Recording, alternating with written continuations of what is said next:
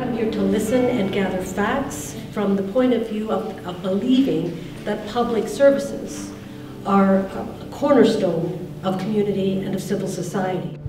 I have two small boys. I'm concerned about their future. I'm concerned where this province is going in regard to what's in store for them. When you were mentioning earlier saying that people in the homes who had to move out into other homes because the money wasn't there, yes, somebody can buy an $80,000 car and win because they got extra money from the tax cut. Get angry. That's enough to piss anybody off.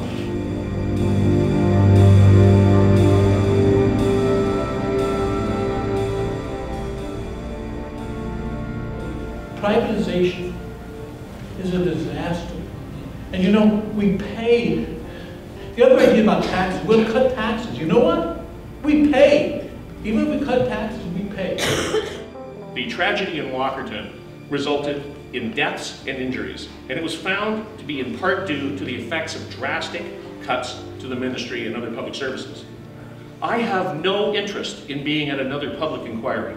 Now we protect the environment, subject to economic concerns. If we can, you know, Ontario's open for business. And so environmental management, environmental regulation and oversight, subject to corporate interests. They are creating situations in my workplace right now for us to fail. We are being prepared to fail so that they can simply say to the taxpayers, look, the public service can't do it. We have multi-billion-dollar corporations who do this for a living, they're great at it, and we can do it a little bit cheaper, and this is the way to go. I've had people crying on the phone to me because they have no one to take care of them. Nobody to be with them after a procedure. I'm a public service worker. They're talking about the almighty dollar, and I make too much money. I make about $2, maybe $3 more than the living wage that was spoken of today of $16.49 an hour.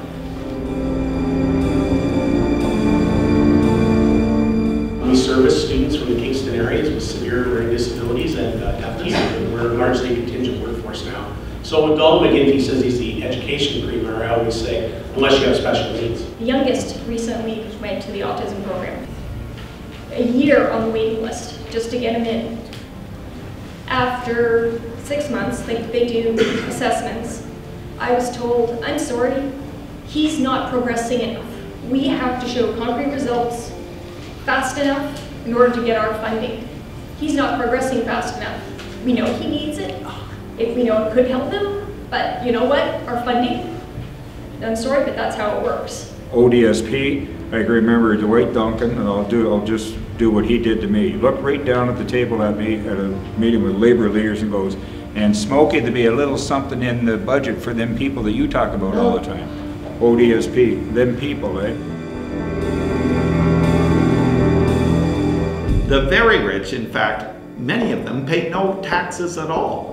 No taxes at all. Even Warren Buffett pointed out that he pays less tax. Even one of the richest people in the world pays a lower tax rate than his cleaner in his office. So the whole excuse that we've got to cut all these important programs is really not credible. I was fearful less than a year ago of what was going to happen. It took 2.5 months to talk to me. That's too long for children in crises to wait.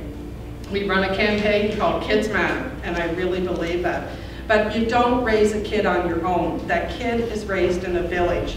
And what I'm hearing right now, I'm really fearful. I'm going to come outside my office door and the village is going to be gone. We've been through this before. Public services weren't just handed to us by government because they felt like it. People fought and died for it. Anarchists, communists, socialists, unionists, starting in the 1870s, fought the robber barons in government. The people are angry, and we're starting to realize that government needs us. We don't need government. Unless we can change the way politicians are doing business with corporations, we're all going down the tubes.